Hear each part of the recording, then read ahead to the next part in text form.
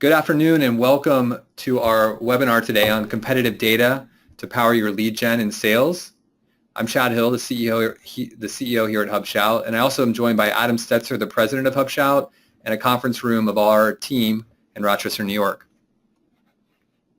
Yeah, good afternoon, Chad. Great to be here. This is Adam. I'm joined by about 30 members of the HubShout staff. Say hello. Hi. I'm super excited, Chad, about today's session. Awesome. Today we're thrilled to have Michael Stricker, who's the marketing director at SEMrush. Hello, Michael. How are you doing? Chad, I'm great, and it's nice to make your acquaintance, Adam. Very excited to be here. Awesome. Adam and I were just discussing this earlier, that we've been using SEMrush data in some way, shape, or form for over 6 years. So it's even a part of our web grader here at HubShout. And Michael, I just wanted to throw kudos out. I know since you've joined SEMrush that you've really taken the content marketing that you guys are doing there to the next level. And I think a lot of our team members have enjoyed being a part of different webinars you've put on, as well as some of these the Twitter chats that you've been doing. So thank you very much for doing that. I think it's been a great addition to the digital marketing community. That's fantastic to hear. We sure would welcome people from your agency and others to add that genuine voice about what it takes to get this job done, in the trenches every day, and delighted to be part of that. Cool. Just wanted to remind everyone to go over a few webinar basics. You should all see the GoToWebinar console there on your computer. If you have questions, please use the questions panel. We will be monitoring that. We are also going to be holding most of the questions until the end. There is quite a bit of content to cover.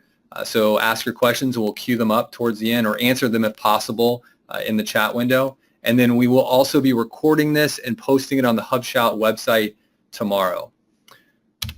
So moving along to our agenda for today, we want to start off with some data that HubShout we put together earlier in the year, going over our 2015 small business agency trends.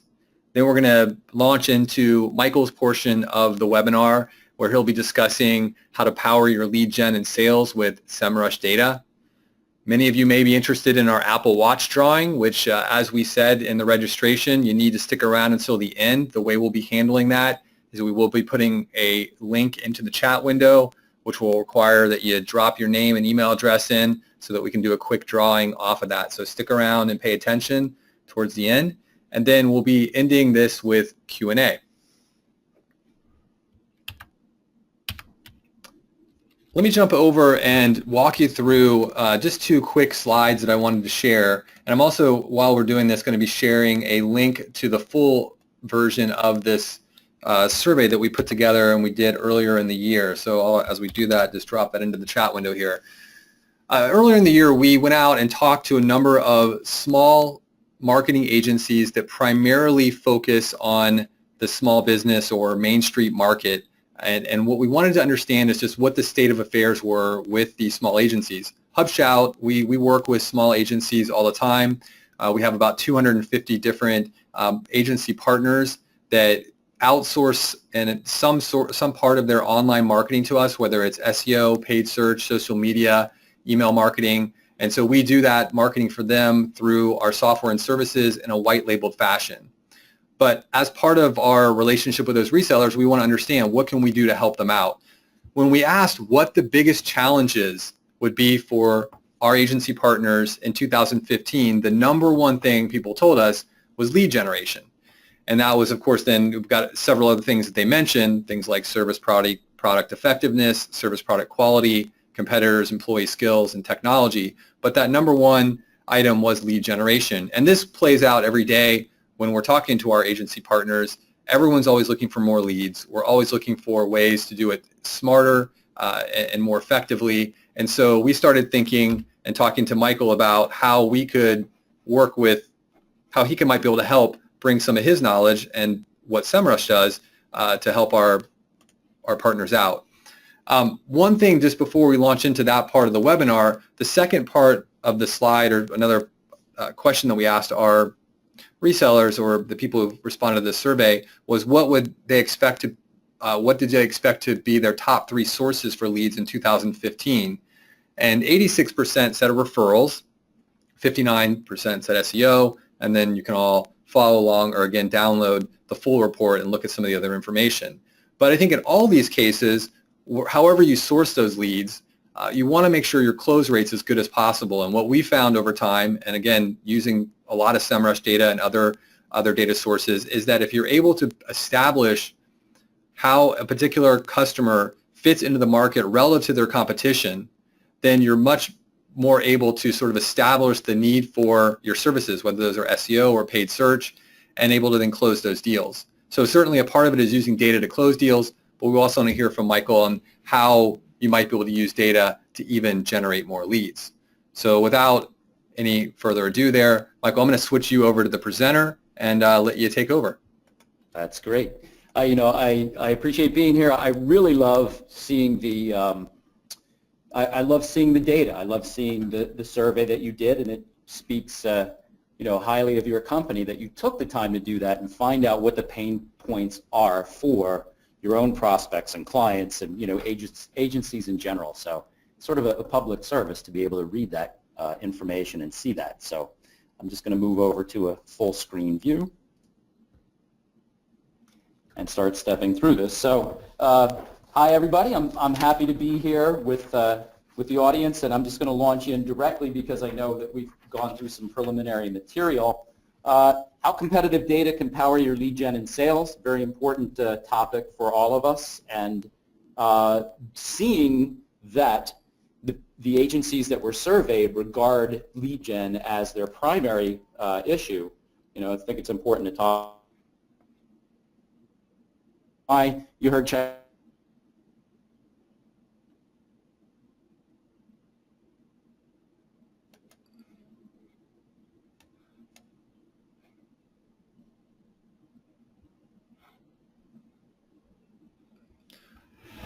Oh, Michael, it sounds like we may have lost audio here.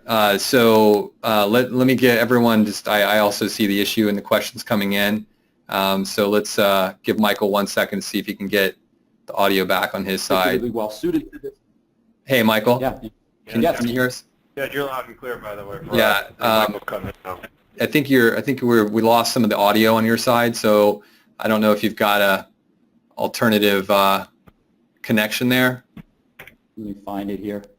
I can try switching over to Wi-Fi, but unless I use the phone. Sound like you're back. Yeah, you're good now, actually. Maybe try it again. And again, why don't we, so everyone's saying I can hear him now. So let's try it one more time. Why don't we roll that one more time? Thank you.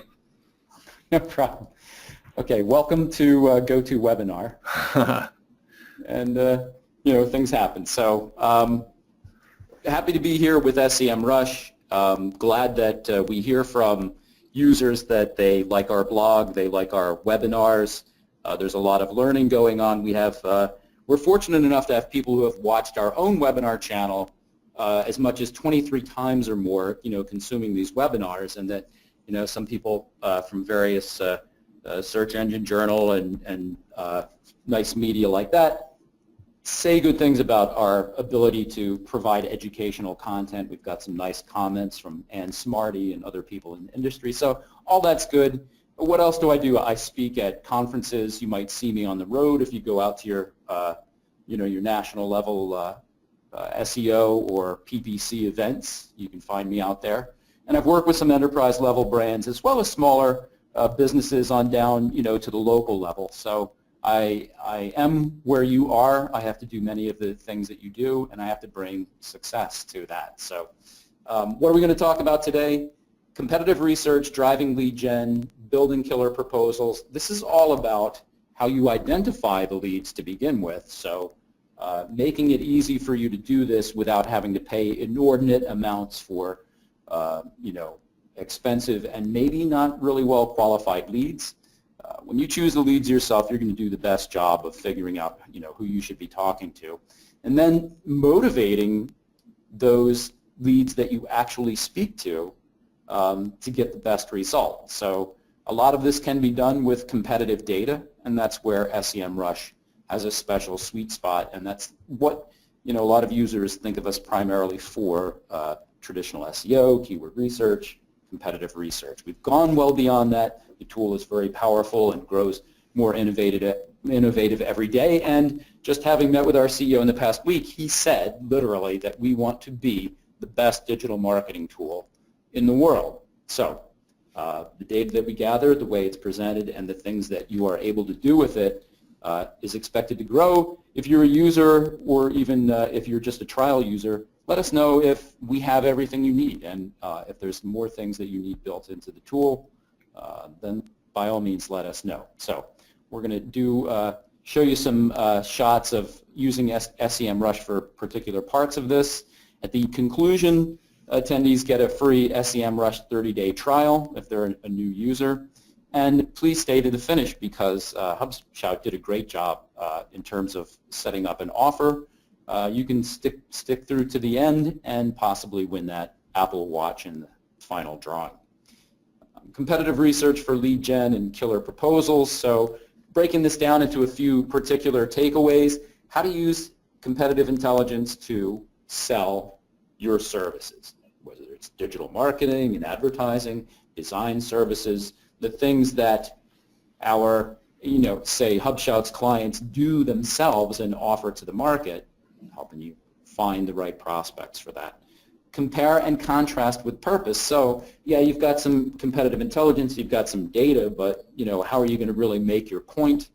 And what points you should be making? Well, I know of more than this, but 5 charts that I've personally used and I've heard that others use to just paint a picture for prospects that just makes them, salivate and want your services. And then this is pretty much preaching to the choir probably, but we're going to take a stab at, listening, why it's better to help prospects than to try and sell them. And the stories that you tell are going to open the door for the future clients, the prospects, to welcome you in over their own threshold, and that's really the ideal way to have that conversation. And then wild cards. So we got a little room at the end for bringing on board a few more concepts where competitive data can help. And this is my big stab at having some humor here. So how to use competitive intelligence to sell digital marketing services. We're thinking about motivation and how you can motivate people, and fear is a huge motivator. So we've spent some time on the road. We're going to have Tim Ash, who's a conversion optimization specialist, on our webinar channel in the near future. Tim's big and most welcomed message of late has been that human beings throughout history and prehistory have what's called a reptile brain. And the reptile brain really only responds to like 2 factors, and that's fear and desire. And how you're going to motivate prospects, you have to think about whether it's going to fall into one of these 2 categories. Can you instill fear in your prospects, or can you fill them with desire? So fear comes down to let's show them the competition so that they have a fear of being eaten, like some caveman, maybe being chased by a mammoth or a mastodon or something. Fear, shifting markets. So things change and you could get lost. Fear of being outmoded. The last thing anybody in any point in human history wants to do is disappear, be ignored, become impotent. So you tell clients that this is a possibility, and that should instill fear in them. Desire, the other side of it. So what do we desire most? It's easy to say, oh, we desire mates. We want to find something sexy, and we want to have our time with it. So if you can do that and you can demonstrate success. Hey, Michael, you're getting a little breakup again here. So can you hear us? Let's give Michael 1 second to contemplate as a business owner, as an operator. Yep. Michael, I was just saying that you started to cut out for one second there. I think we got you're on the desire side. So if you want to just pick up from there one more time, that'd be great.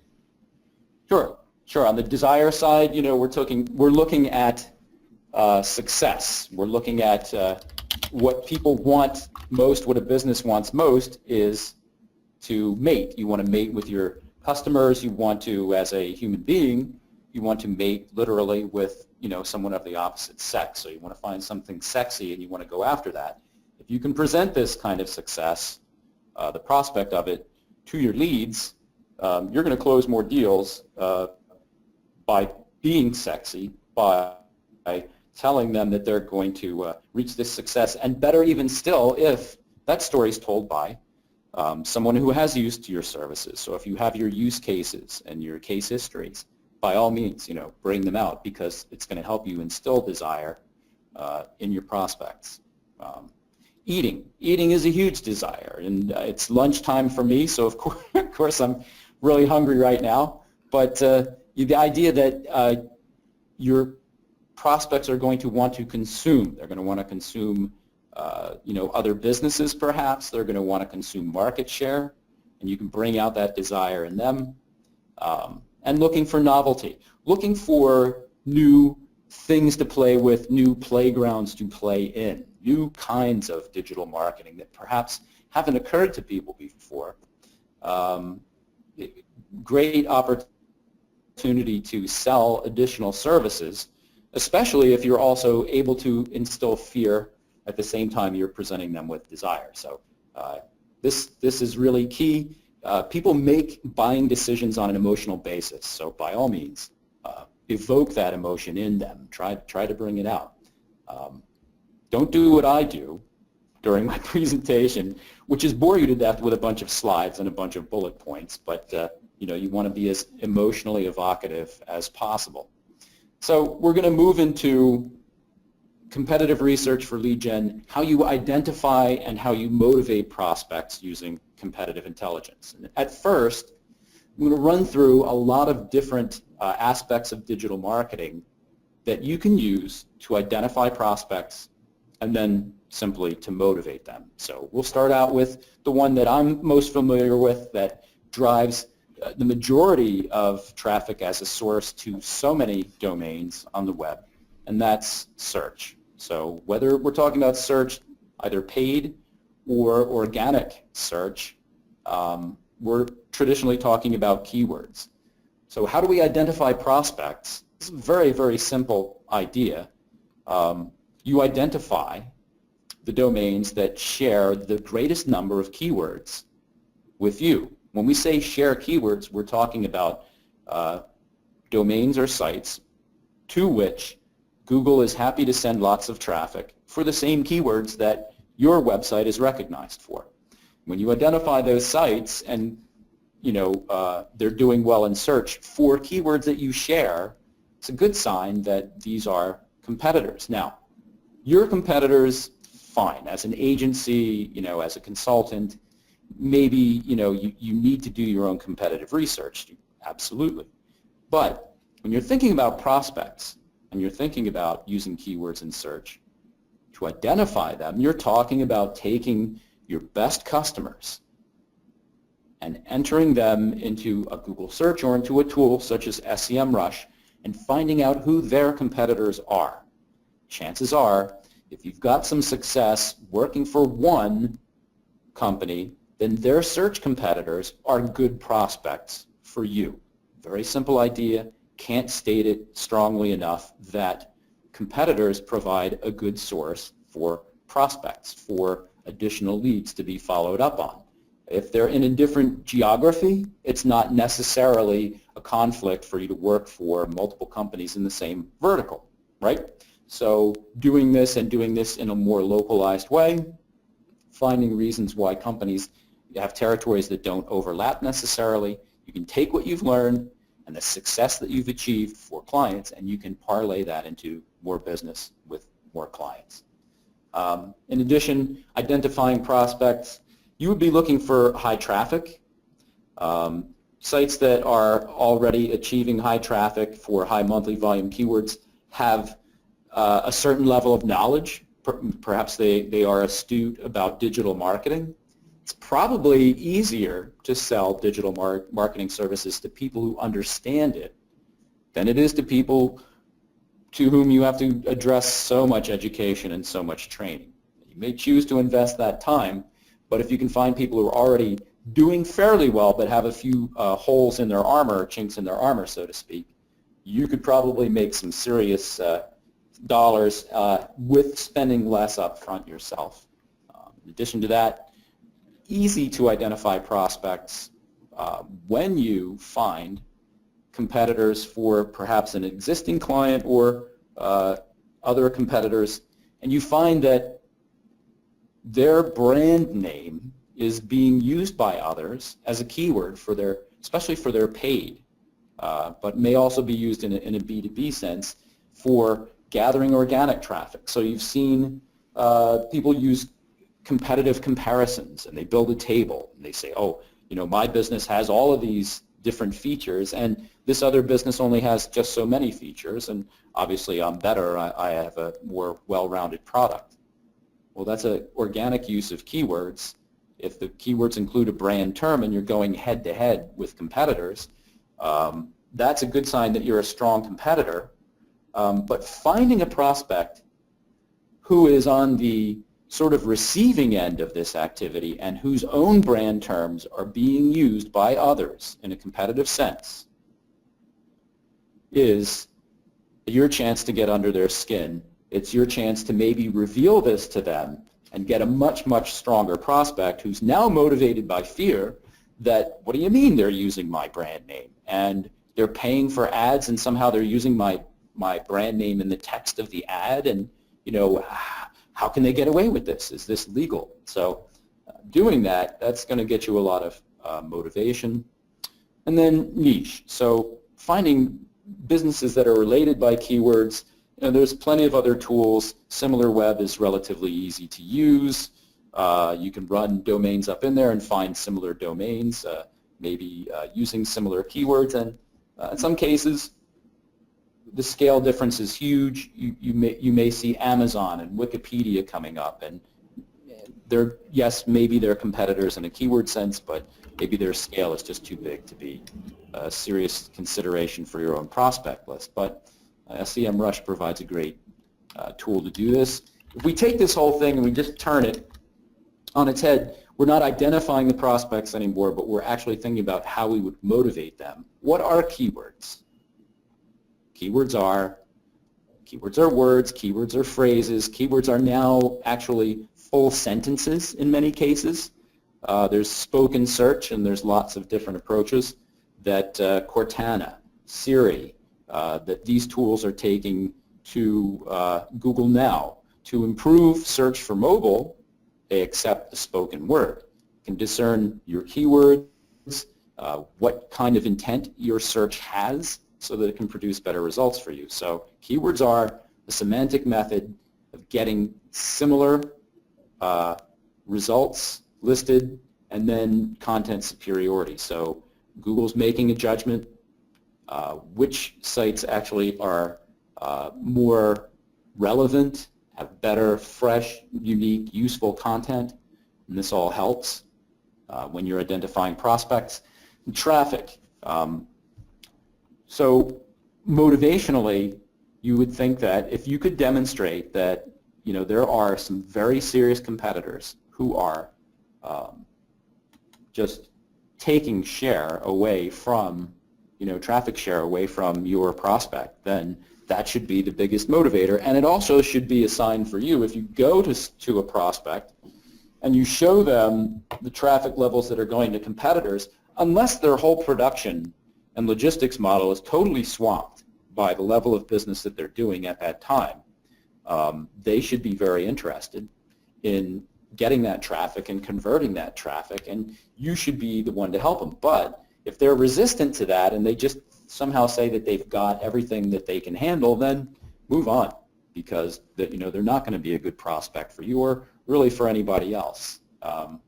Brand terms. So again, motivating them by giving them knowledge that competitors are using their brand name in ads and in content, and that's something that you can do. You can reveal that to them. Moving into paid, there's a few key items in paid search that you definitely should be presenting. One, overall, you can look at, overall budget spent by competitors. You can compare, and you can say that, you have competitors that are outspending you, and you could even get to the point where you're sort of demonstrating that not only are they outspending you, but they're getting more traffic for every dollar that they spend, so that their ad spend is more effective and more efficient. What three things do you look for? And this can't be overstated. When I'm looking for a high-performing paid ad competitor, I'm looking for the number of keywords that they budget for going up, so they're adding new keywords and they're experimenting. I'm looking for their overall traffic for their paid campaigns going up, so they're working, they're getting the right because their click-through rates are good. And I'm looking for their total spend going down. While these other two factors are going up, keywords and traffic, their spend is going down because they're being efficient, because they're getting a good Google quality score, because they're doing all of the things necessary to have a real effective campaign. Now, this is motivational because when I find competitors that have these three factors working for them, it should scare, forgive the phrase, bejesus, it should scare the bejesus out of people who are perhaps, floundering around with their paid. So, that's something, a few factors to really look for.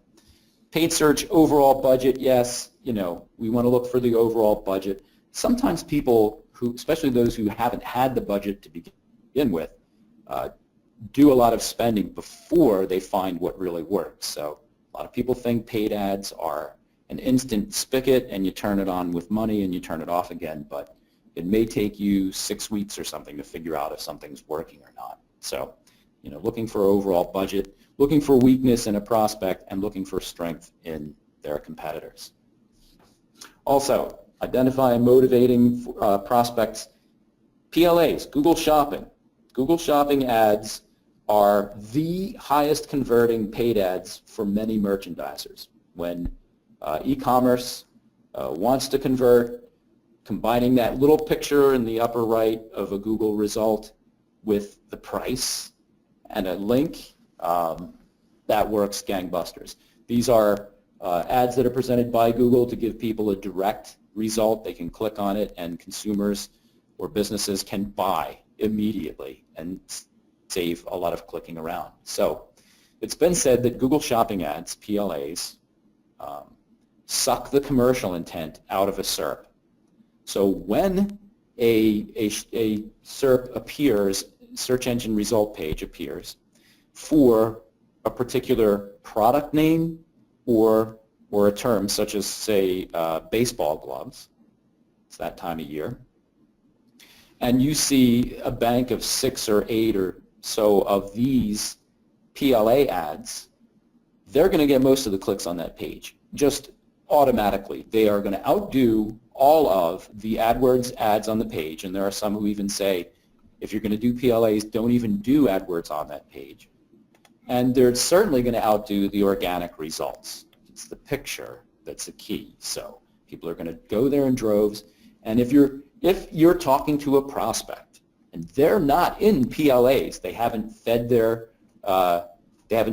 product feed, they don't, they haven't set up bidding for it, and they're not running PLAs in Google, but they have, highly visual, easily depicted products, then this is an eye-opener. Let's show them. And you can do this en masse in a tool like SEMrush. Let's show them the thousands of PLA results that a competitor is getting, or even more motivating, let's show them businesses that do nothing practically but PLAs. They don't spend money on AdWords. They don't go after organic traffic at all, but they spend all their money on PLAs, and they're viable businesses with thousands and thousands of keywords and big business besides. So this is a real eye-opener. If you can, instill that shock and awe in a prospect, you've got a good chance to make a sale there.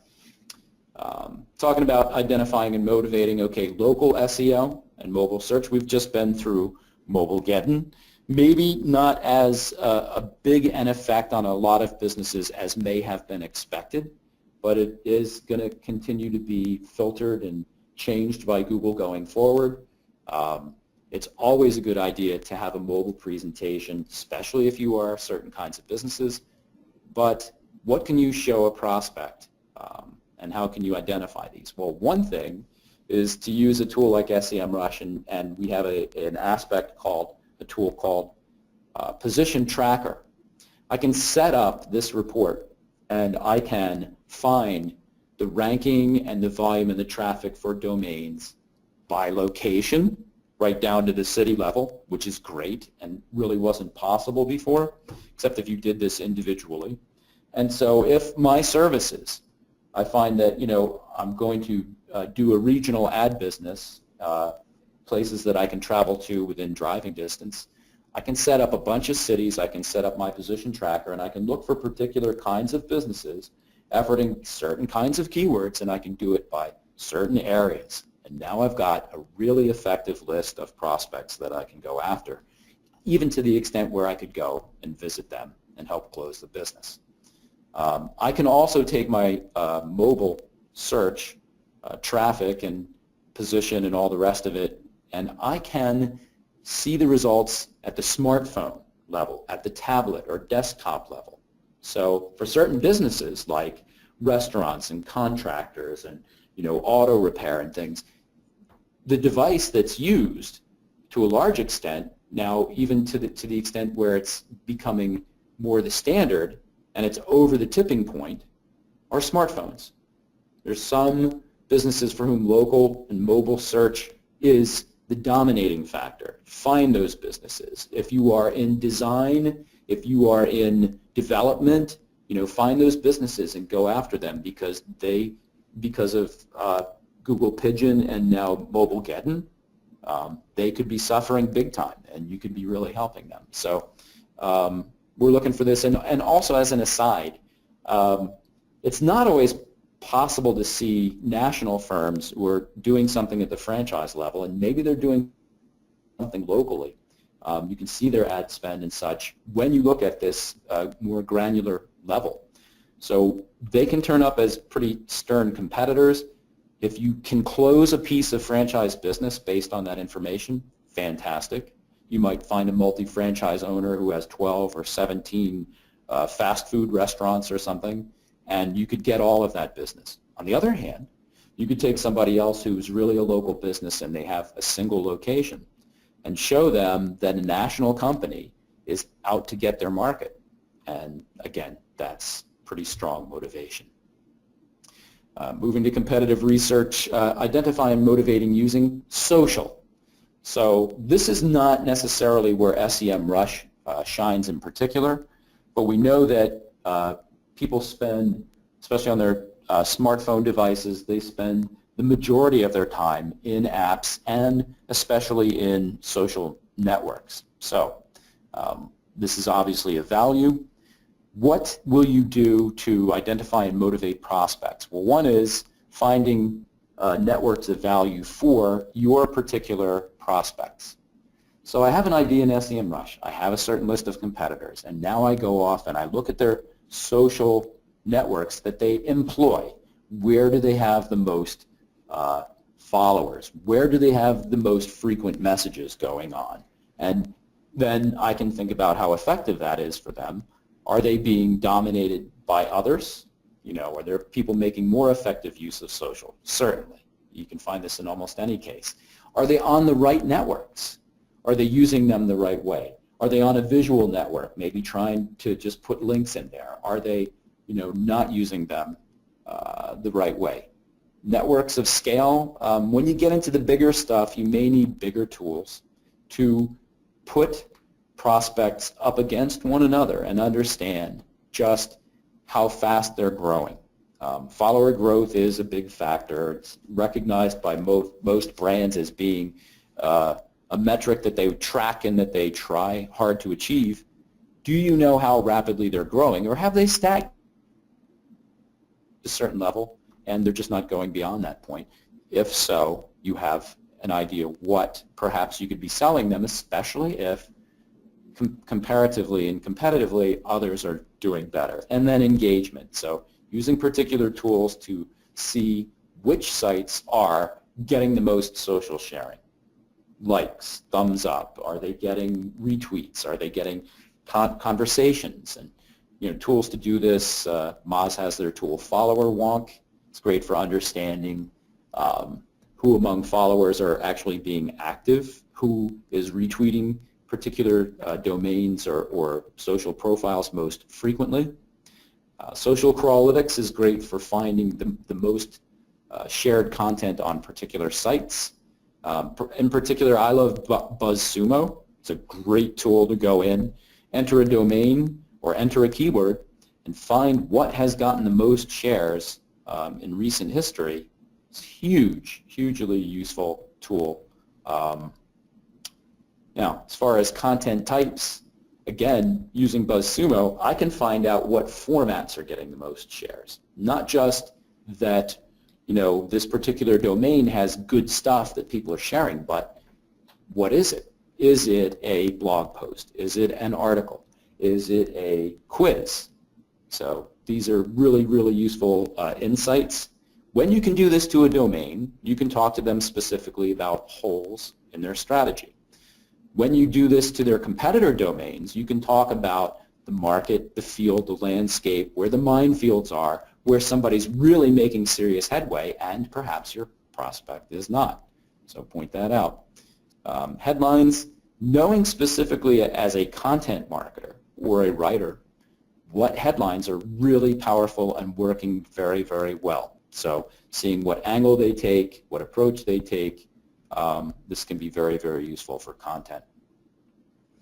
And we just keep going on and we keep adding to this list. So identifying and motivating prospects using an SEO audit. So you're a developer, you are a programmer, you are a designer, you have things to offer, and you want to nudge prospects, you want to identify them first of all. Well, you can run SEO audits on practically any site on the web, and you can do it using, some people use Screaming Frog.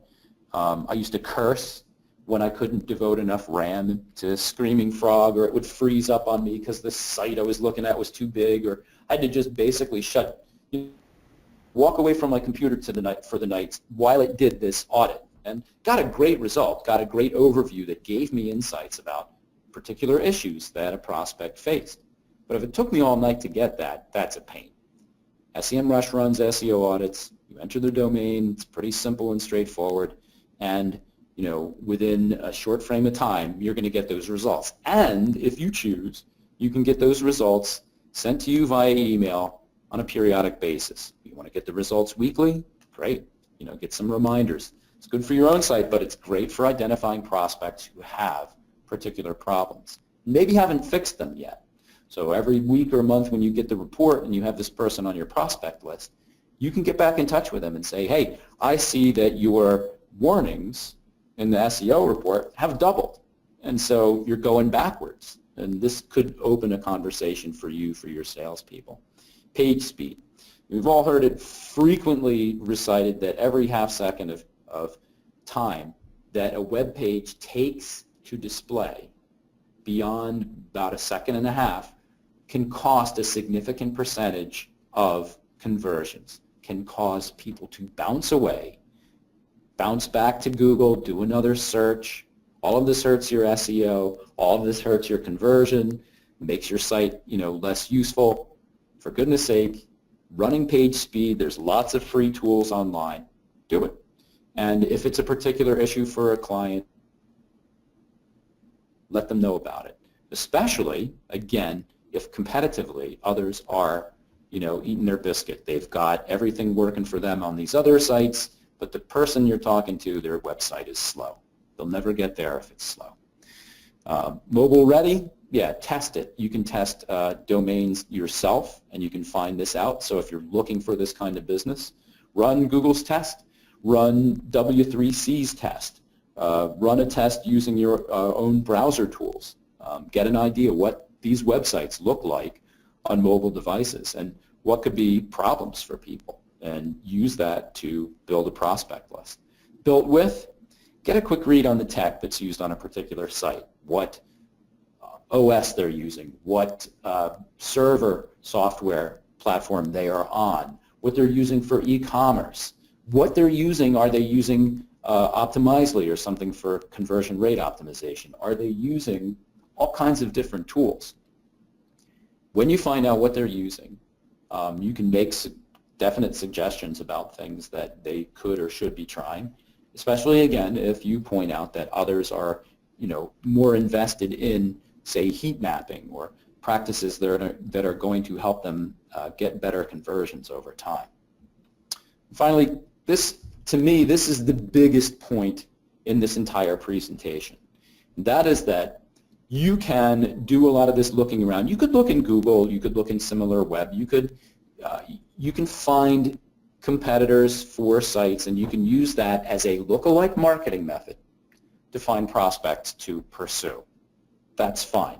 But if you want to do this at scale, like let's say you are the third biggest social network in the US and you want to start an ad selling process and you want to find out who's paying on digital advertising, you could do that. You could do it at that scale. You could do it at the national scale, and you could do it in multiple countries around the world. If, say, you use SEMrush, you've got 25 different national search databases to work in.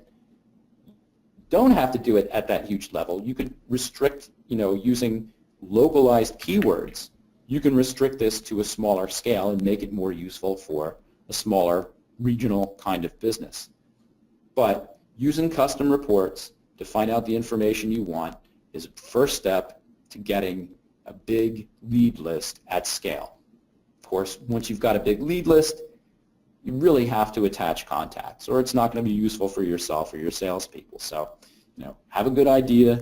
You're set up to attach contact data or have a data service to do this for you. But if you're able to use some pretty simple and straightforward tools, this is not so difficult. Sometimes SEOs use these tools for their link building outreach, and you may already have people on your staff or on your team who are accustomed to doing this. So getting a sizable list and then applying the contacts, a couple of big and not too difficult to achieve purposes. So we're moving into another section here, and I hope everybody's been following along, and I'm hoping that my voice hasn't dropped out. But yeah, we can hear you fine now, Michael. Everything, you had a couple of dropouts, but I think we're we've got good feedback here in the questions box, so we're all enjoying it.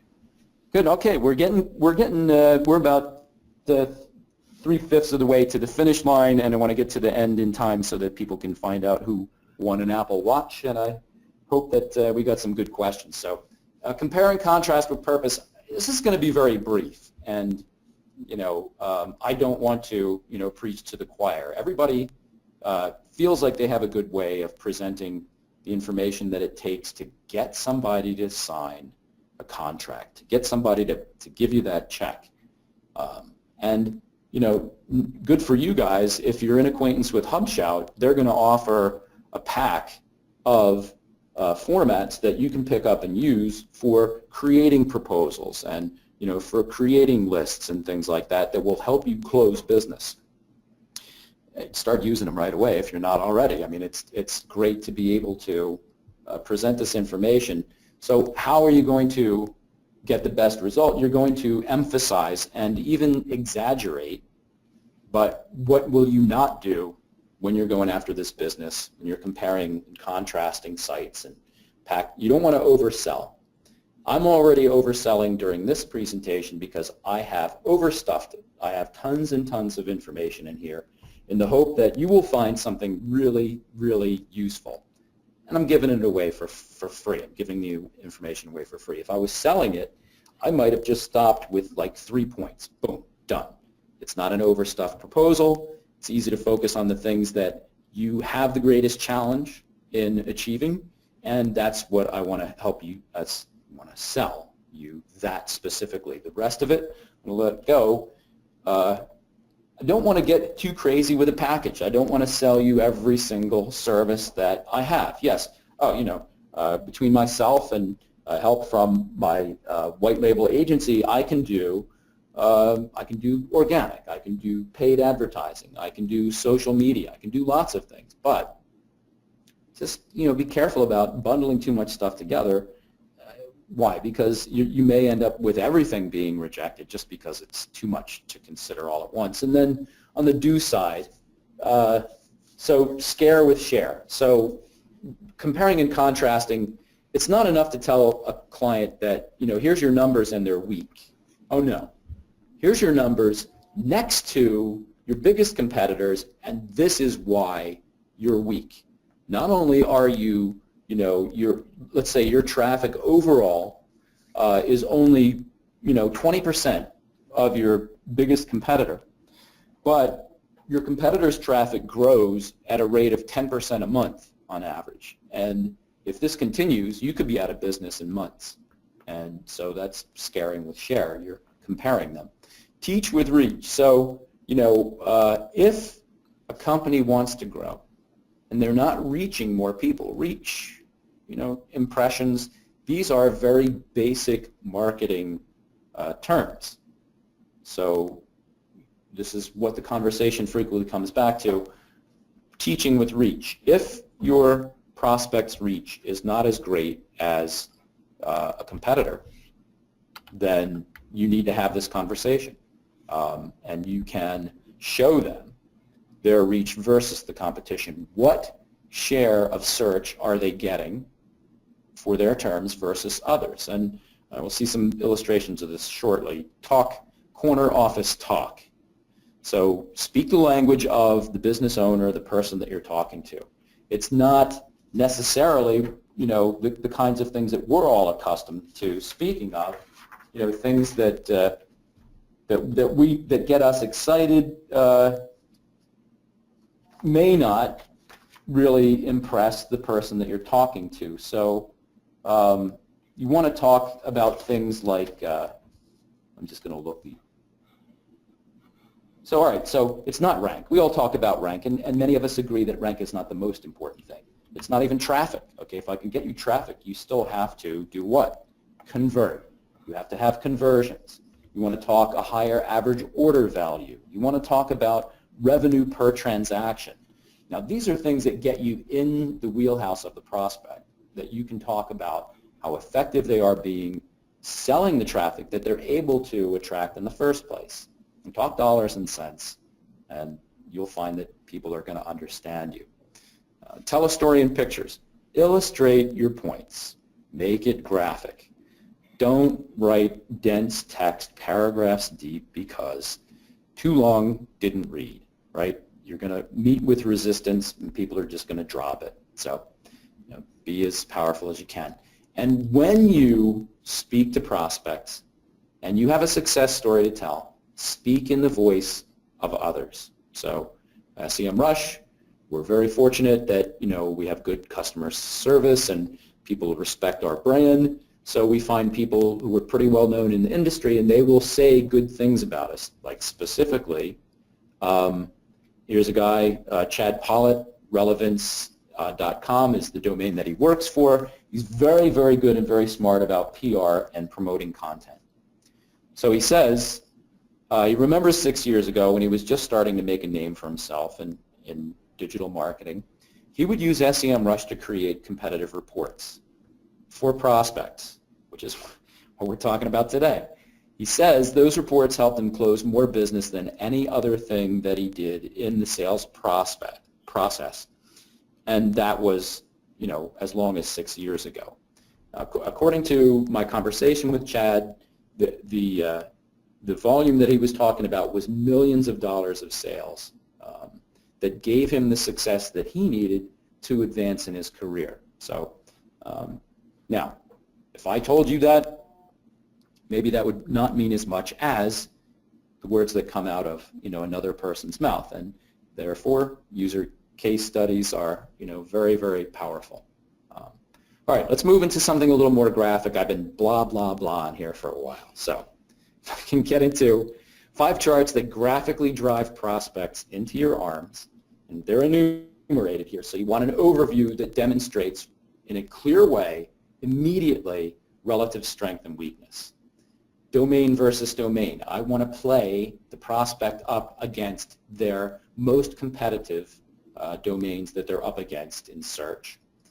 Paid ads. I can show my prospect their own paid ads, of course, but I can show them, where they're weak and such, make suggestions or ask questions about why they do particular things or why it appears that they're missing particular tactics. I can also look at their competitors and show how, the competitor has a better history of running the right ads at the right times, their texts are more powerful, that their headlines are stronger, their offers are better, their call to actions are more effective. And then don't forget that among paid ads also includes PLA. So doing a quick review of that can give you something powerful and graphic to show to clients. SEO audit, we talked quite a bit about that, and we can take a quick peek at what that looks like. Can be very strong for particular kinds of business and for SEO in general. And then won lost keywords, winners and losers. This is big scale stuff, but if you happen to find a prospect among the winners and losers, or those who have, say, recently undergone a Panda issue and they've lost presence in these SERPs for many keywords, oh my, yes, you've got a great prospect. So moving into this, overview organic.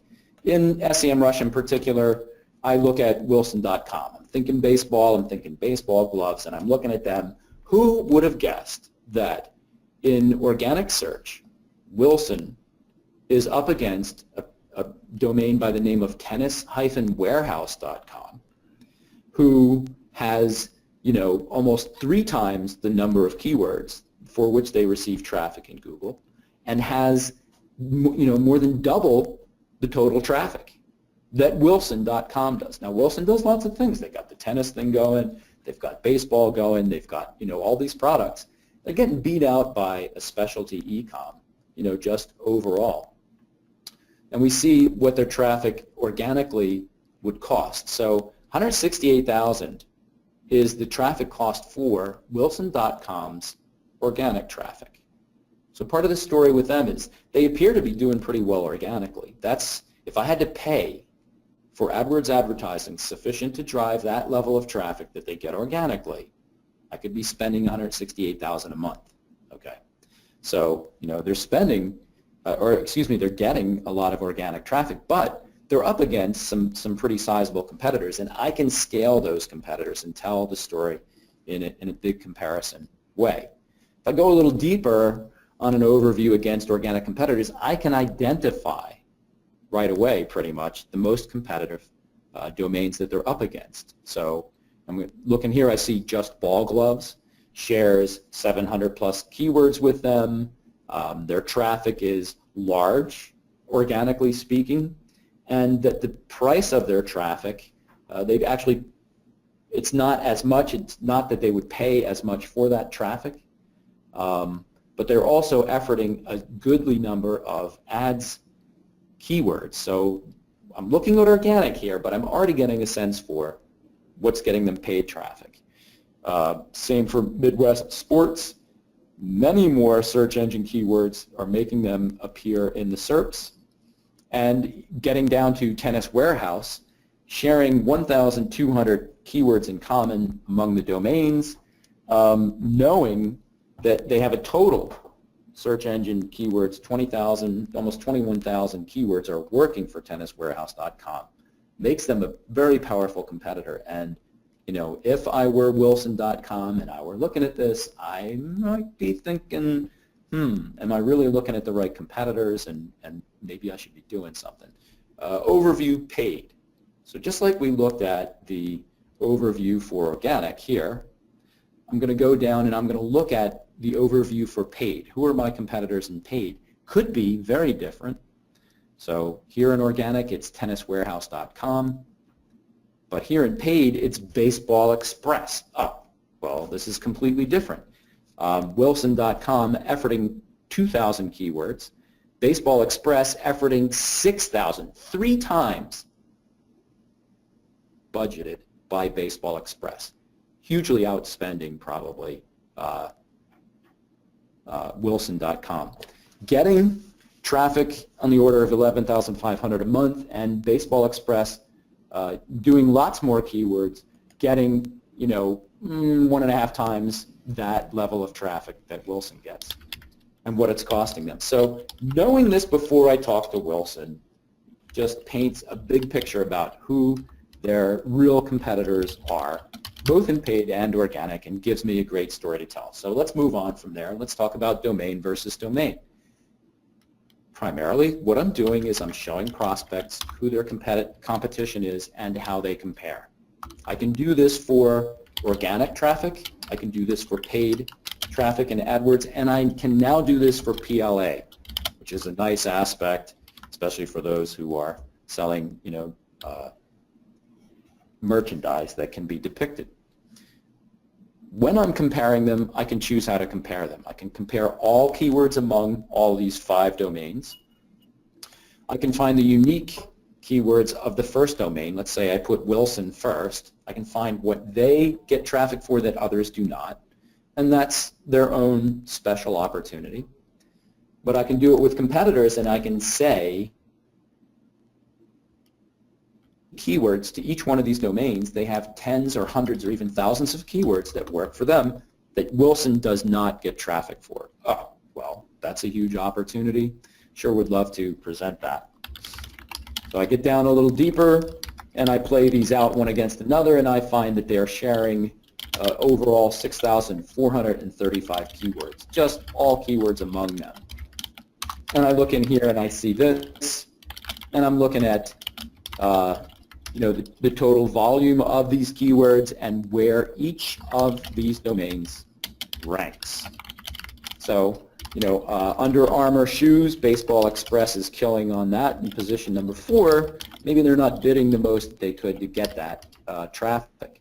But if I look at baseball gloves as a keyword, it's a very high-level keyword, drawing 27,100 traffic a month. Just ball gloves is in the number 1 position for baseball gloves. Where the heck is Wilson?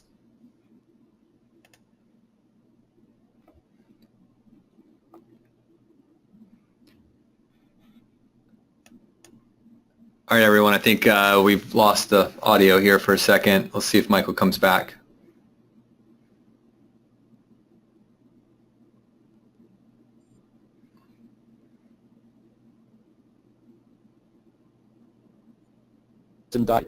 Below where to be found, and then I find a Wilson glove, the Wilson A2000, as a keyword. People are searching for it specifically, and a little pointer. Okay, people searching for a specific brand name, including a product name, something with this level of detail, they're pretty far down the pipeline towards a possible conversion. They're moving down the funnel. So this is a good search. 12,100 of these a month. Wilson is number 1, but hot on their heels, it's just ball glove. Hey, Michael. We're having a hard time hearing you again here. Hey, Chad, it's probably a good time for a time check, too. A number of people typed into the chat window asking if this was stopping at 4 and have to run. Yeah. So, hey, Michael, why don't we do this? Why don't we hold this? I know you said you can stay on for a few more minutes. I'm going to go ahead and drop the link to the Apple Watch drawing. In the second position, Michael, can you hear me? Illustration. Michael, can you hear me? Yeah. Okay, you dropped out for a minute. You were dropped out, and we were just wanted to do a time. We wanted to do a time check because there's some people saying they need to leave. So why don't we do this? I'm going to drop the link right now into the chat window for people to, and this is a link to a Google Doc. A Google form, so people can go in, drop their name on the list, and then what we'll do is we'll draw from that. So if everyone can, the next minute or so here, right before 4, go ahead and click on that link. I just shared it with everyone, and get in, and then Michael, I think you also, while we're doing this, I'll drop your link in the chat window if you want to drop it in yourself, and we can continue for a few more minutes. I know if some people may have to drop off, I can stay on for a few more minutes. And this is very interesting information. But if people want to go ahead and fill out that form, that'd be great. And Michael, do you want me to grab, if you want to go to the window where you had your offer for the 30-day free trial, I'll put that in this chat window as well.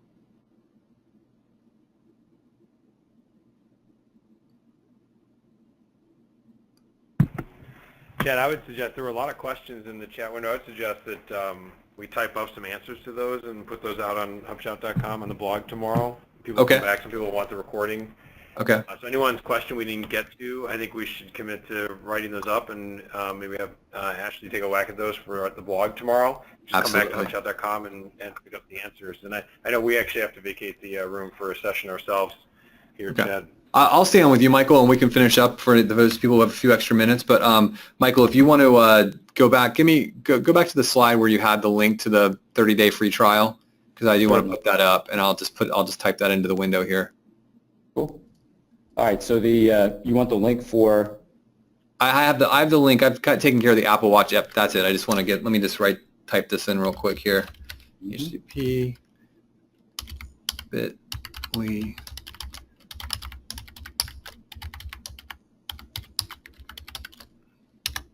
Okay. Great. So anyone, again, please I'm going to get Michael, hold on 1 second here. Again, there should be a chat window on your screen. There are two links that are of importance. One is the link to the Apple Watch drawing. So please click on that link and fill in your name and email address and try to use the email address you registered for the webinar with. And then the second link that I just posted was the SEMrush free 30-day trial.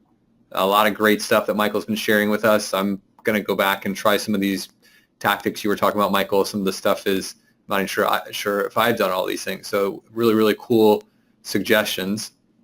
And what I'll do, Michael, why don't you continue on? Anyone who has a few extra minutes can stick around with us. Adam, thanks for joining us. I know that room is in use at 4.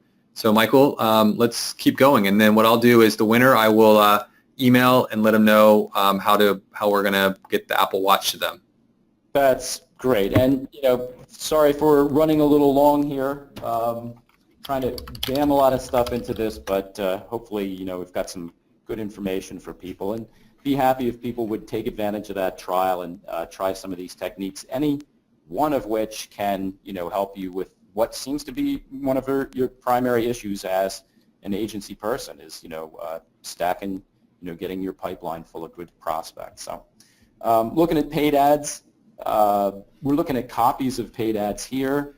We were talking about identifying competitors in paid and talking about them one against another and comparing and contrasting what they were doing.